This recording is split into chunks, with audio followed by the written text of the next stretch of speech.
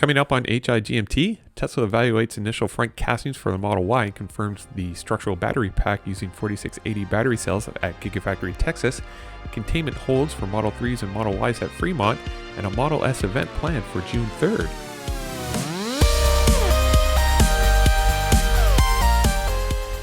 Welcome to How I Got My Tesla, the podcast of indeterminate length for Saturday, May 22nd, 2021, episode 43 in Ottawa, Ontario. I'm Matt Wilson. Let's start off with a few Tesla things you should know. Tesla has been testing castings over at GigaFactory Texas, and what's different from previous rear castings for the Model Y is a new casting design for the front underbody. That's right, Tesla is already testing Megacast for both the front and rear portions of the Model Y, and each casting will be joined by a structural battery pack that will form the underside of the electric vehicle. So there's lots of articles and pictures of the front casting that have already been published online by Teslarati.com, electric.co, and torquenews.com, so this is actually a pretty big deal. The front casting weighs in at around 286 pounds and is planned to simplify the overall production of the Model Y by reducing parts count while increasing structural rigidity.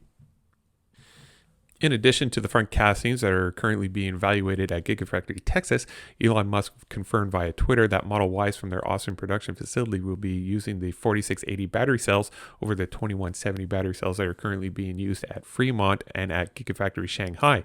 This basically mirrors the production expectations from Gigafactory Berlin, where Tesla will be utilizing the same three-piece cast underbody and a 4680 structural battery pack. Now, this is really great news for me because of my expected schedule, getting into a Tesla probably towards the fall of 2022.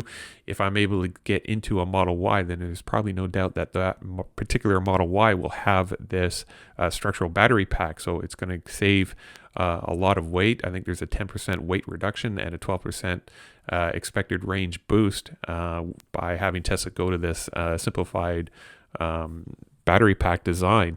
And with the two casts that are going to be used, one for the front and one for the rear underbody, that's definitely going to simplify the construction or the production on the Model Y coming out of Gigafactory Texas. So this, by the time I'm ready to actually put money into some sort of a Tesla, hopefully it's a Model Y is kind of what I'm leaning towards.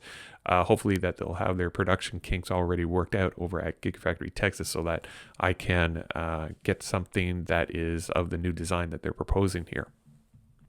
While we wait to see the refreshed Model S to be released to the general public, we're starting to see some more testing of what might be a Plaid or Plaid Plus variant with a retractable rear spoiler.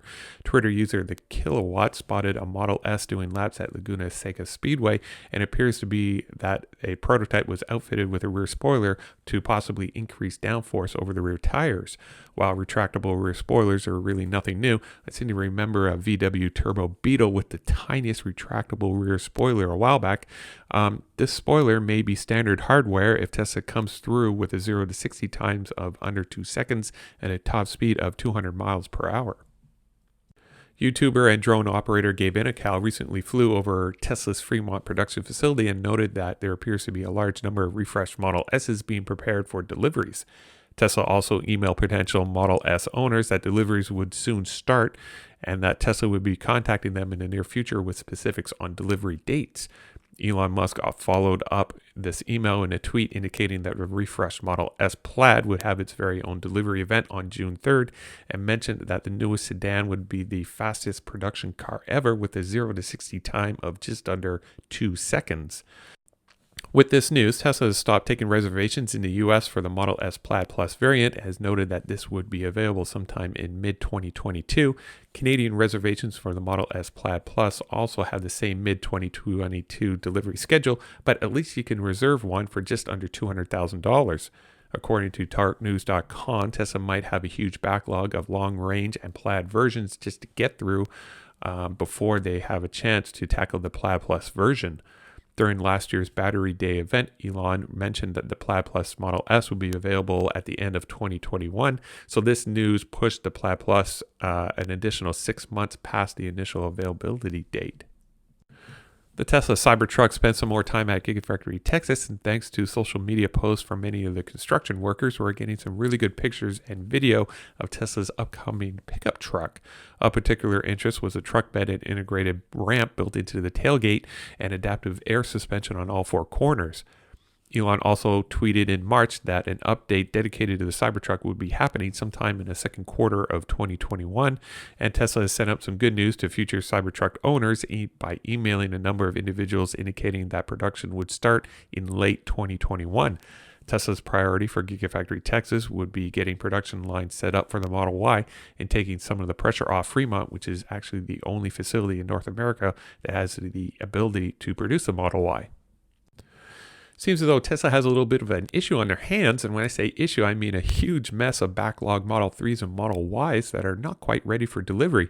Anywhere between 10,000 and 20,000 vehicles are ready to be delivered, except that everything coming out of Fremont is in a state referred to as a containment hold.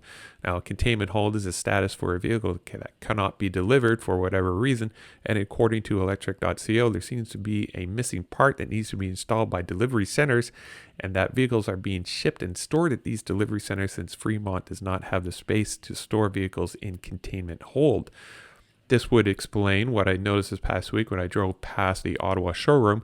Usually there's no vehicles on the lot, but this past week the showroom was overflowing with parked Model 3s and Model Ys, which is very odd to see. So I wonder if the missing part has something to do with the global supply issue automakers are having with their semiconductors or chips.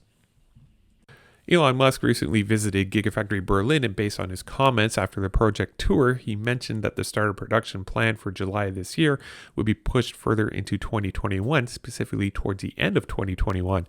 Now, as one could appreciate, Elon mentioned that all the required elements to produce a Model Y will need to be in place, and without these needed pieces, anything produced at Gigafactory Berlin would only be partially completed, while Tesla waits for the necessary hardware to become available.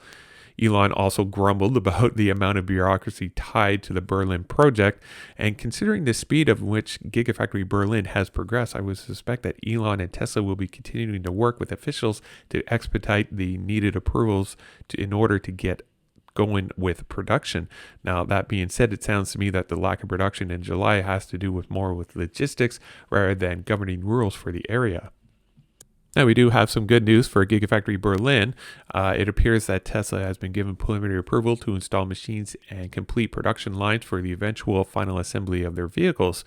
This preliminary approval includes such areas as trim, chassis marriage, final assembly, end-of-line inspection, glazing, doors, and repairs. Elon mentioned this past week during his visit that production lines for the upcoming Model Y will be measured in microns and not in millimeters, and this is in reference to ensure that the Model Y will be the most accurate electric vehicle produced to date by any manufacturer. And while we're talking about Gigafactories, we might as well take a swing by Gigafactory Texas to see what has transpired over the last week. And thanks again to Joe Tegmeyer and Jeff Roberts for their daily drone footage. Over 200 Model Y castings have been made and are currently being stored on site for further evaluation and production run testing. Exterior windows are being installed and structural steel construction is proceeding in the southwest corner of the Megapad area. Work is continuing around all areas of the Gigafactory, including the pouring of concrete floors and exterior wall cladding with precast concrete wall panels. Preparation for stormwater vaults located in the middle of the Gigafactory is progressing, and geopier work and general leveling of the area is still continuing at the proposed battery cathode and lithium hydroxide processing facility. Well, that should pretty much do it for episode 43. If you're looking to purchase a new Tesla and you want 1,000 free supercharging miles, feel free to use my referral program link in the show notes below, or you can head on over to ts.la/Matthew40942. And the only person to use that referral link is Chatty, so thanks again to Chatty for that. Hashtag for this episode, let's try hashtag containment holds. And the overall hashtag for this podcast is hashtag HIGMT. And if you have any feedback for me, you can throw me an email at HowIGotMyTesla@gmail.com. And I need to shout out my patrons who support me at the V3 supercharging level. So thanks again to my brother Nick for your continued support. You can watch my progress towards a Tesla of some sort by visiting HowIGotMyTesla.com. You can also follow me on Twitter and Instagram by simply searching for How I Got My Tesla. And finally, I've set up a new Discord server for fans for the podcast, and I'll include a link to the server in the show notes below. It's a great resource to find progression on any given topic, such as my 2021 predictions, financing and leasing, or even news regarding the anticipated GigaFactory Michigan. So thank you for listening. This podcast is produced by Matt Wilson and hosted by Squarespace. Music for this episode is Cascade by Cubby.